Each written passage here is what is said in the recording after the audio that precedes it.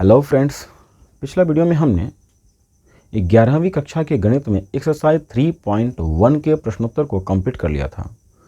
आज हम एक्सरसाइज 3.2 के बेसिक को समझेंगे।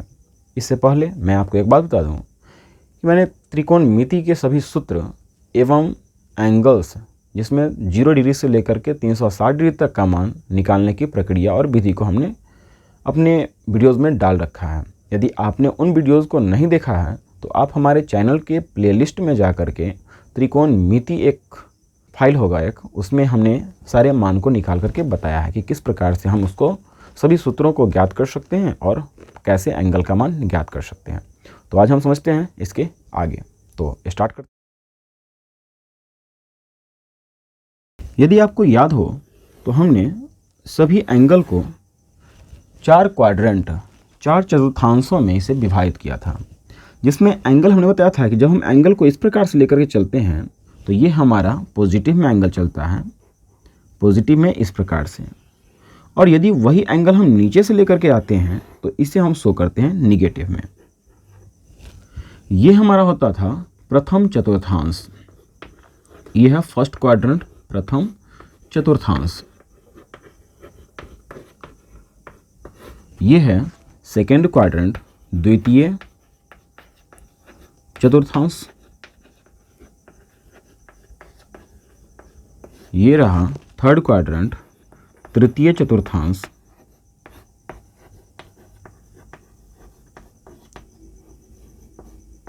और ये है फोर्थ क्वाड्रेंट, चतुर्थ चतुर्थांश।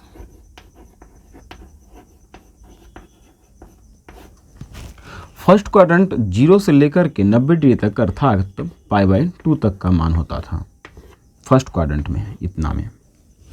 सेकेंड क्वाड्रेंट में π/2 से लेकर के π तक का मान रखते हैं।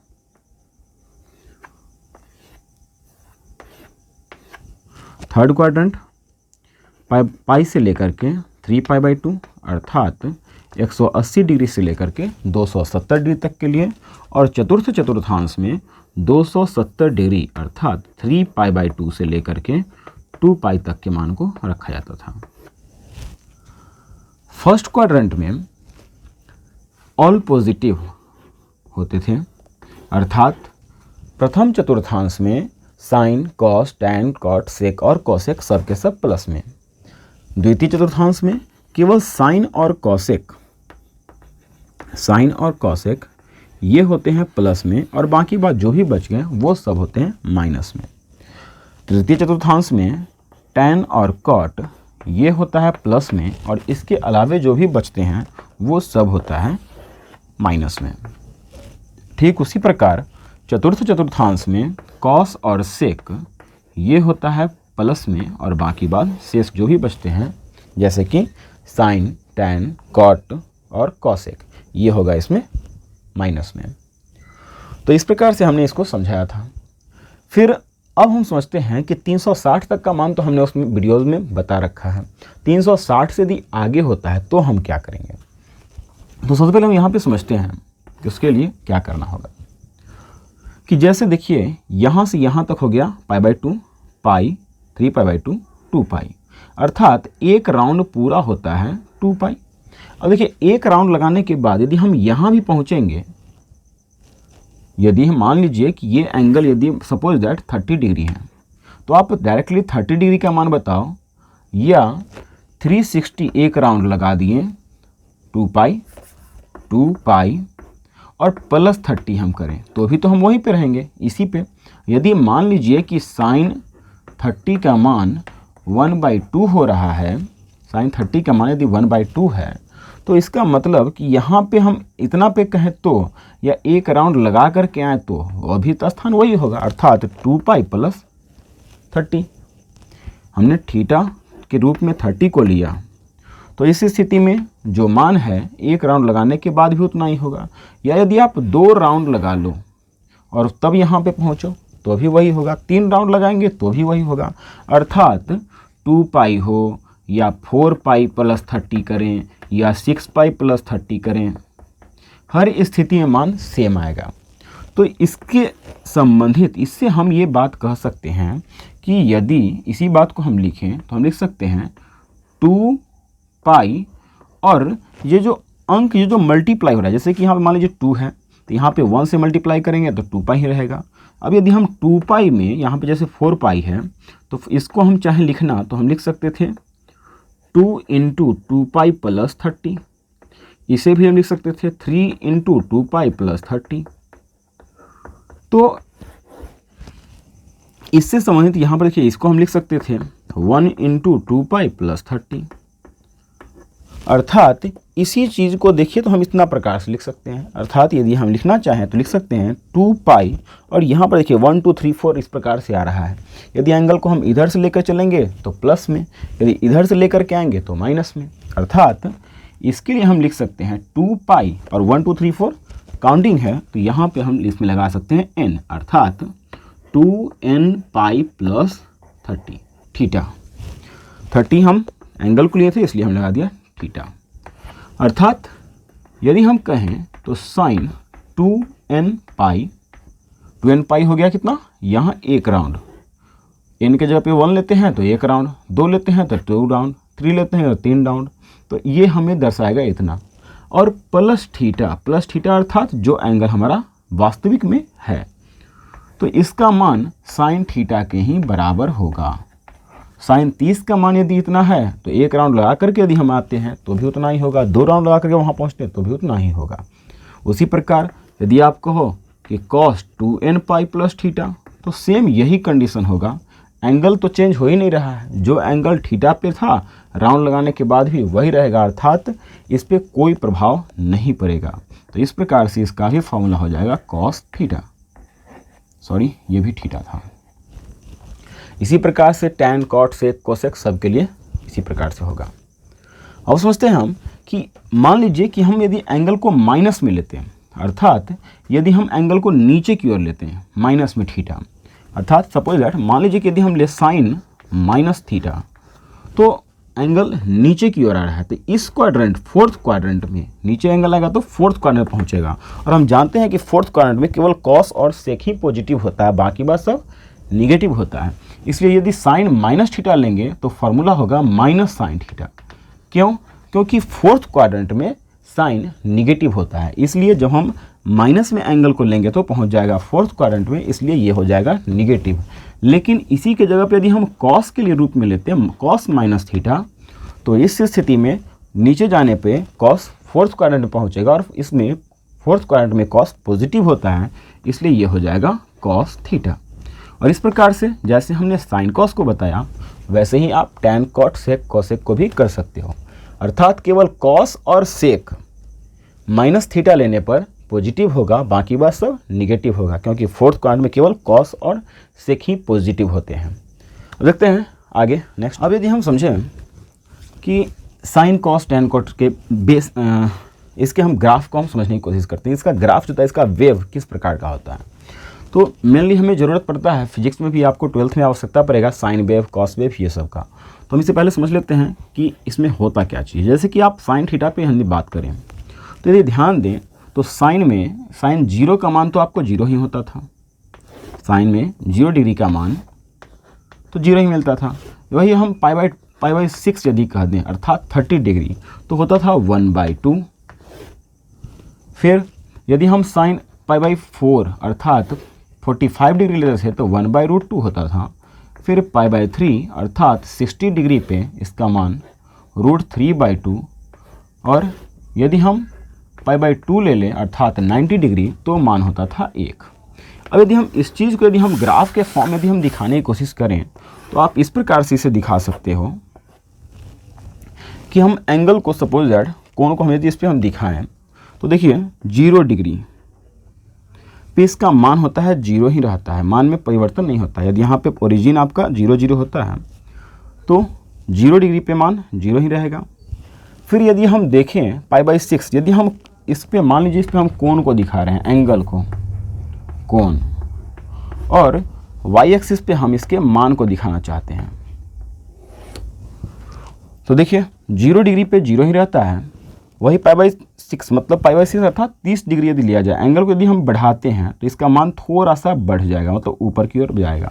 जैसे जैसे मान बढ़ता है वैसे वैसे एंगल क्या होगा, मान इसका बढ़ते जाएगा। इसका वैल्यू हम इस पर दिखा रहे हैं, थीटा का मान यहाँ पे हम इसका मान ही दिखा रहे हैं। तो देखिए जैसे जैसे 0 पर है तो इसका मान क्या हो रहा है, पाई तक मान बढ़ते जाता है, π/2 कोण तक इसका मान क्या होगा, बढ़ते जाएगा। Suppose that 1। आपने देखा हो तो साइन और कॉस ये दोनों का मान मैक्सिमम होता है 1 और मिनिमम होता है -1। तो इसलिए हम इसमें मैक्सिमम के लिए 1 को दिखाया और मिनिमम मान होता है -1, तो इसको दिखाते हैं नीचे। तो देखें यदि तब पाई तक में इसका मान आपका बढ़ते जाएगा इस प्रकार से। फिर यदि आप इसके आगे यदि बढ़ोगे तो आप यदि मान लीजिए कि इसको और आगे बढ़ा दें 120 डिग्री के लिए, तो 120 डिग्री के लिए यदि हम इसको निकालेंगे तो आपको मिलता है 120 के लिए √3/2। उसी प्रकार सपोज हम यहाँ पे एंगल में ही लिख रहे हैं 120 डिग्री, 150 डिग्री, तो इसको भी हम एंगल में ही लिख देते हैं ताकि आपको समझ में आ जाए। 10th तक तो आप एंगल में ही पढ़ते हैं। 30 डिग्री, 45 डिग्री, यहाँ पे आपका 60 डिग्री और 90 डिग्री। अगला 90 + 30 120, 90 + 45 135, 90 + 60 150 और 90 + 90 180। तो देखोगे तो इसके मान फिर इस प्रकार से √3/2, 135 का निकालेंगे तो ये आपको मिल जाएगा 1/√2, फिर इसका आपको मिलता है 1/2 और इसका मान होता है फिर से 0। अर्थात यदि देखें तो पाई तक में इसका मान यदि है तो इस प्रकार से आपको मिल जाएगा। मतलब घट करके 90 के बाद जैसे जैसे हम बढ़ते हैं इसका मान घटना स्टार्ट हो जाता है और घटते हुए आता है पाई तक में 0 पर। फिर यदि आप, ये तो हो गया सेकेंड क्वाड्रेंट तक, यदि आप थर्ड क्वाड्रेंट को देखोगे तो फिर इसी प्रकार से ये घटते हुए -1 पे जाता है। -1 पे ये आपको मिलेगा 3π/2 पर। और फिर जब आप बढ़ते हुए 2π तक जाओगे तो ये आपको फिर से बढ़ करके इतना पे आ जाएगा और इसी प्रकार से इसका वेव जो है सो आपका आगे की ओर बढ़ते रहता है। ठीक यही कंडीशन इधर की ओर भी होता है, जब हम ऋणात्मक रूप में लेंगे यही चलते रहेगा। वही यदि हम कॉस की वेव की बात करें तो यदि आप कॉस में देखो, चलिए इसी में हम देख लेते हैं। यदि हम कॉस की बात करें कॉस में तो cos 0 का मान 1 होता है। अर्थात कॉस में 0 पर एंगल यदि हम यहाँ पे कोण इसको दिखाएं और यहाँ पे इसके मान को दिखाएं तो इस स्थिति में कॉस का मान 0 डिग्री पर 1 होता है। मान लेते हैं यहाँ पर यदि 1 है तो मैक्सिमम होता है। और अब यदि इसके हम मान को और आगे की ओर बढ़ाएं तो देखिए इसका वैल्यू होता है √3/2, 1/√2, फिर इसके बाद 1/2, फिर इसके बाद है आपका 0। अर्थात पाई तक में इसका मान मैक्सिमम से इस प्रकार से इसका घटते हुए पाई तक में नीचे की ओर आएगा, π/2 तक में। और यहाँ के बाद फिर से यदि हम देखें तो अब आपको मिलता है सेकेंड क्वाड्रेंट में -1/√2, फिर -1/√2, -√3/2 और तब जाकर के आपको मिल जाता है -1। अर्थात ये घटते हुए इस प्रकार से आपको -1 तक जाएगा और ये ही बेस इस प्रकार से इसमें थर्ड क्वाड्रेंट फोर्थ क्वाड्रेंट में चलते रहेगा। सेम वेव इधर की ओर भी होते रहता है। तो इस प्रकार से आप साइन वेव और कॉस वेव को समझ सकते हैं। इस एक्सरसाइज में आपको जो क्वेश्चन दिए गए हैं एक मान आपको दे दिया जाएगा और उसमें आपसे पूछा जाएगा इसके अन्य 5 निष्पत्तियों को बताएं। तो उसे ज्ञात करने के लिए इस एक्सरसाइज में मेनली हमें 3 ही फार्मूला की आवश्यकता पड़ेगी। पहला जो आपने पढ़ा है sin square theta plus cos square theta equal 1। दूसरा है sec square theta minus tan square theta equal 1 और तीसरा cosec square theta minus cot square theta equal 1। अब हम एक एग्जाम्पल के आधार पे इसमें आने वाले प्रश्नों को समझने की कोशिश करते हैं। देखते हैं, मान लेते हैं कि यदि एक प्रश्न आपसे दिया जाए sin थीटा इक्वल -1/2 और यदि प्रश्न में कहता है कि यदि यह तृतीय चतुर्थांश में, यदि थर्ड क्वाड्रेंट में आपको दे दिया गया तृतीय चतुर्थांश में, हम यहाँ पे लिख देते हैं तृतीय चतुर्थांश, तो प्रश्न में कहेगा कि इतना दे देगा और कह देगा कि प्रथम चतुर्थांश में, प्रथम में तो नेगेटिव होता ही नहीं है, तो तृतीय में या चतुर्थ में साइन निगेटिव होता है, तो कह सकता है क्वेश्चन में तृतीय या चतुर्थ। तो प्रश्न यदि कहता है कि तृतीय चतुर्थांश में है, तो इस स्थिति में इसके अन्य 5 को जो निष्पत्ति बच गया, जैसे कि साइन के बाद कॉस, टैन, कॉट, सेक और कॉसेक, उन 5 को ज्ञात करें। तो हम इसे समझते हैं कि इसे हम ज्ञात कैसे कर सकते हैं, ज्ञात करने की विधि क्या है। तो पैटर्न हम समझते हैं यहाँ पे, इसके आधार पे कि देखिए हमारे पास साइन का है, तो साइन में यहाँ पे सब आपके पास 6 है। आपको प्रश्न में साइन भी दे सकता है, कॉस, टैन, कॉट, सेक और कॉसेक कोई भी दे सकता है। और यहाँ भी देखिए तो 6 है, साइन भी है, कॉस है, टैन, कॉट, सेक और कॉसेक 6 है। यदि साइन दिया है तो देखिए कि साइन है किसमें, इसमें। तो सबसे पहले हम इसका यूज़ कर सकते हैं, चूँकि sine square theta plus cos square theta equal -1, तो इसलिए साइन स्क्वायर थीटा का मतलब साइन का मान दे दिया है -1/2, तो यहाँ पर लिख सकते हैं -1/2 का whole square plus cos square theta equal 1, या यहाँ से आप इसको लिख सकते हो cos square theta equal 1 minus, इसको यदि हम सॉल्व करेंगे तो ये आ जाएगा 1/4, उधर गया तो माइनस में हो जाएगा 1/4। या यदि हम इसे लिखें तो कॉस स्क्वायर थीटा इक्वल लिख सकते हैं 4 1 जा 4 -1 अर्थात 3/4, या कॉस थीटा इक्वल इधर से स्क्वायर जब हटाएंगे तो उधर लग जाएगा +-√3/4, अर्थात यदि आप इसे लिखना चाहो, इसे मिटा दे रहे हैं, तो आप इसे लिख सकते हो कॉस थीटा इक्वल +-√3/2। अब क्वेश्चन को देखिए क्या बोला था, क्वेश्चन में कहा था तृतीय चतुर्थांश, क्वेश्चन कहा था तृतीय चतुर्थांश में। तो अब आपको यहाँ से ये पकड़ना है कि तृतीय चतुर्थांश में कॉस निगेटिव होता है या पॉजिटिव। तो हमने कहा था तृतीय चतुर्थांश में कॉस निगेटिव होता है, क्योंकि तृतीय चतुर्थांश में केवल टैन और कॉट ही पॉजिटिव होता है। तो इस नियम के अनुसार कॉस तो होता है निगेटिव, तो यहाँ पे हम लिख सकते हैं, इसलिए कॉस हम यहाँ पे लिख सकते हैं, चूँकि थीटा तृतीय चतुर्थांश में है, तृतीय चतुर्थांश में है, इसलिए कॉस थीटा बराबर होगा -√3/2। अब देखिए तो आपके पास साइन प्राप्त हो गया, कॉस मिल गया, अब बच गया 4 गो निष्पत्ति। तो हम जानते हैं कि टैन थीटा बराबर होता है sine theta by cos theta. तो हम यहाँ से लिख सकते हैं, इसलिए टैन थीटा बराबर साइन का मान आपको दिया गया था क्वेश्चन में -1/2 और कॉस थीटा का मान यहाँ पे हमने निकाला -√3/2, 2 से 2 कैंसिल, माइनस से माइनस कैंसिल, अर्थात यहाँ से आपको मिल जाएगा टैन थीटा इक्वल 1/√3। और इस प्रकार से हमें 3 निष्पत्ति मिल गया, एक साइन, एक कॉस और तीसरा टैन, 3 को हमारे पास है। अब हम चौथा निकालना चाह रहे हैं। तो यहाँ से देखें कि साइन का यदि अपोजिट आपने पढ़ा था, चूँकि कॉसेक थीटा इक्वल होता है 1/sin थीटा, तो इसलिए कॉसेक थीटा इक्वल हो जाएगा 1/sin थीटा का मान आपने यहाँ पे निकाला है -1/2, क्वेश्चन में दिया था, तो -1/2 चढ़ जाएगा ऊपर। तो इस प्रकार आपको मिल जाएगा कॉसेक थीटा इक्वल, माइनस कभी भी नीचे नहीं होता है, माइनस हो जाएगा ऊपर में, अर्थात -√2। माइनस नीचे कभी नहीं होता है, इसका रीजन समझ लीजिए।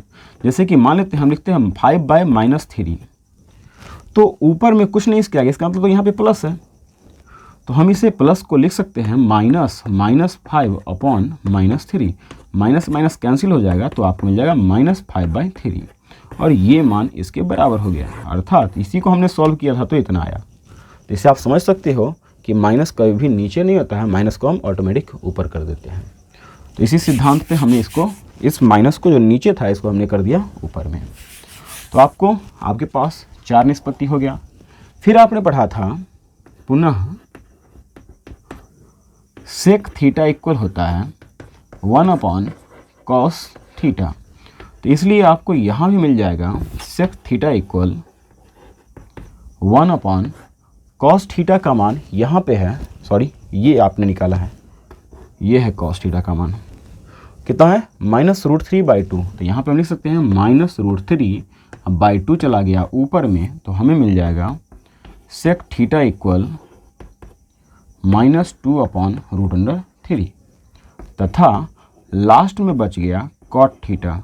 तो कॉट थीटा का फॉर्मूला आपने पढ़ा था 1/tan थीटा। तो हम लिख सकते हैं 1/tan थीटा, या कॉट थीटा का मान आपको मिल गया, tan का मान आपने निकाला है 1/√3, तो इतना क्या हो जाएगा 1/1√3 ऊपर में। तो इस प्रकार से आपने सबका मान निकाल लिया। पहला साइन थीटा का मान -1/√2, कॉस थीटा का मान -√3/2, tan थीटा का मान 1/√3, कॉट थीटा का मान यहाँ पे हमने निकाला है √3, सेक थीटा इसका मान निकाले थे -2/√3, और कॉसेक थीटा इसका मान हमने निकाला था, कॉसेक थीटा का मान -√3, और ये हो जाएगा हमारा -√2। और इस प्रकार से आप इस प्रश्नों को आसानी से सॉल्व कर सकते हैं। इस प्रकार से आपके इस एक्सरसाइज में 5 प्रश्न ऊपर से इसी प्रकार के हैं, जिसे आप आसानी से अब सॉल्व कर सकते हो। अगला हम देखते हैं सेकेंड टाइप का जो प्रश्न आपके बुक में दिया है इस एक्सरसाइज में। इस एक्सरसाइज में आने वाला दूसरा टाइप का प्रश्न आपको इस प्रकार से मिलेगा, जैसे कि मान लीजिए कि हमने दे दिया एक एग्जाम्पल के तौर पे एक प्रश्न आपको, क्वेश्चन सपोज दैट कि आपसे पूछा जाए कि साइन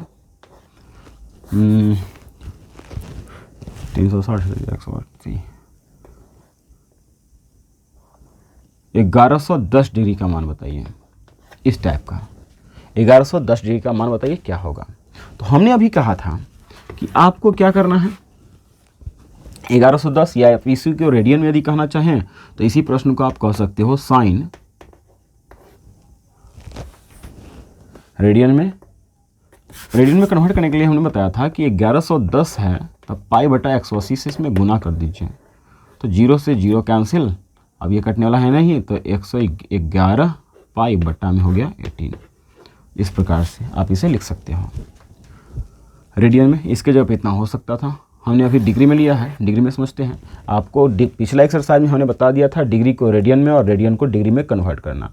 तो आपको जिसमें क्वेश्चन समझ में आता है पहले आप उसमें उसको कन्वर्ट कर लीजिए, उसके बाद उसको बनाने की कोशिश कीजिए। यदि आप पाई वाला समझ सकते हैं, रेडियन के मान के फॉर्म में आप समझते हैं अच्छा से, तो आप रेडियन में कन्वर्ट करके बनाइए। आपको यदि डिग्री में अच्छे से समझ में आती हो तो आप डिग्री में बताइए। हमने डिग्री में इसलिए लिया है क्योंकि आपने 10th में भी डिग्री मान ही पढ़ा था और उसमें समझना बहुत ही आसान होता है। तो हम देखते हैं, पहले इसी के आधार पर समझते हैं। तो सबसे पहले आपको करना क्या होगा, जितना का भी निकालना है, सबसे पहले आप क्या करो कि उसमें 360 से डिवाइड कर दो, क्योंकि आपने पढ़ा था 2 पाई बराबर होता है 180 डिग्री और ये होता है इतना। जैसे कि इसमें हम चले तो यहाँ से यहाँ तक, और 2 पाई ले लेंगे तो ये हो जाएगा 2 से मल्टीप्लाई कर दिए तो 360, अर्थात ये पूरा एक राउंड। तो हम यहाँ पे 360 से इसमें डिवाइड करेंगे। तो 360 से यदि डिवाइड किया जाए तो 3 टाइम्स में हो गया 36 या 108, तो 108, तो इतना आपको मिलेगा। यदि इसमें घटाएं तो हमें मिलेगा 30। अर्थात यहाँ पे इस बात को हम यदि लिखना चाहें तो लिख सकते हैं साइन, यहाँ पे जो आपको मिला 3, तो हो गया 3 इंटू ये 360 है, 360 मतलब 360 ही आप लिख लीजिए, प्लस जो शेषफल आपको मिला वो। ये हमने इस प्रकार से लिखा है क्योंकि आपने पढ़ा था बचपन क्लास में ही कि भाज्य बराबर भाजक गुणे भागफल प्लस शेषफल। अर्थात इतना के लिए भाज्य के जगह पे लिख सकते हैं भाज्य बराबर भाजक गुणे भागफल, अर्थात इतना इंटू इतना प्लस शेष। इसको तो इतना लिख सकते हैं। या आप इसी बात को यदि लिखना चाहें तो आप इसको ऐसे भी लिख सकते हो, साइन 3 है तो 3 और 360 के लिए 2 पाई प्लस 30। अभी देखिए तो थोड़ा पहले भी हमने कहा था कि 2 पाई 2n, n के जब यहाँ पे 3 आ गया, पाई मतलब कि यहाँ पे 3 राउंड लगाया जा रहा है। 3 राउंड लगाने के बाद पहुँचता है 30 डिग्री पर।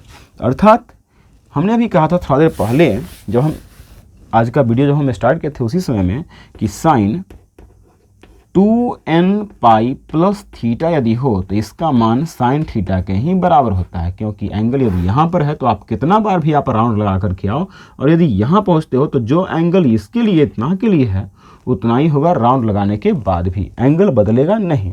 इस अर्थात ये मान आपका होगा साइन 30 के बराबर, और साइन 30 का मान आपको पता है कि होता है 1/2, तो ये होगा 1/2 और यही होगा आपका आंसर।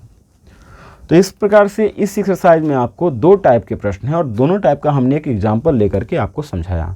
आप इन्हें करके देखें और तो मिलते हैं नेक्स्ट डे इस एक्सरसाइज के प्रश्नोत्तर के साथ। तब तक के लिए बाय।